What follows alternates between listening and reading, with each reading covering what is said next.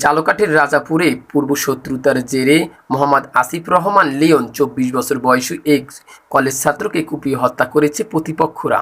২৮ June শুক্রবার ভোর ৩টার দিকে ঢাকা মেডিকেল জরুরি বিভাগে চিকিৎসাধীন অবস্থায় তিনি মারা যান। এর পূর্বে গত বৃহস্পতিবার বিকেল ৪:৩০টার দিকে উপজেলার গালুয়া ইউনিয়নের কানুদাসকাঠি গ্রামের কাটাখালী বাজারের বেল্লালের দোকানের সামনে এই ঘটনা ঘটে।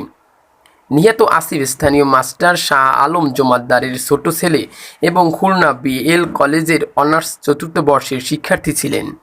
স্থানীয় পুলিশ সূত্রে জানা যায়, শাহ আলম জমাদ্দারের সাথে শাহ আলম শিকদার, দুলাল সর্দার এবং দুলাল কাজীর সাথে জমি নিয়ে দীর্ঘদিন বিরোধ ছিল। এ নিয়ে বিগত দিনেও একাধিকবার হামলা মামলা ঘটনাও ঘটে।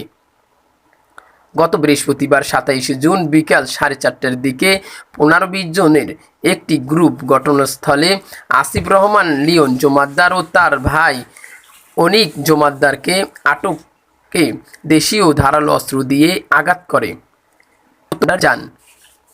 চিকিৎসাধীন লিওনকে উন্নত চিকিৎসার জন্য ঢাকা করেন। পরে লিওন ২৮ জুন ভোর ৩টার সময় ঢাকা চিকিৎসাধীন মারা যান। এ বিষয়ে রাজাপুর থানা ভারপ্রাপ্ত কর্মকর্তা মোহাম্মদ আতাউর রহমান ঘটনায় মামলার প্রস্তুতি চলছে। ঘটনার সাথে জড়িতদের গ্রেপ্তার অভিযান চলমান রয়েছে। ঝালকাঠি থেকে কামরুল ইসলামের তথ্যচিত্র নিয়ে বিস্তারিত। আমার ছোট ভাই মোহাম্মদ আসিফ রহমান লিওন তাকে আনুমানিক ৪:৩০টার দিকে এলাকার কিছু দুর্বৃত্ত মার্ডারের উদ্দেশ্যেই আক্রমণ করছে।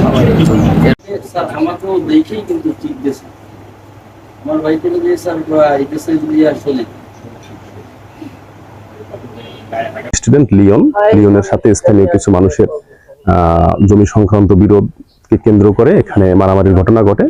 মারামারিকে লিওনকে মারাত্মকভাবে জখমপ্রাপ্ত হয়ে লিওন স্থানীয় হসপিটাল সহ বরিশাল মেডিকেল কলেজে চিকিৎসা গ্রহণ করে।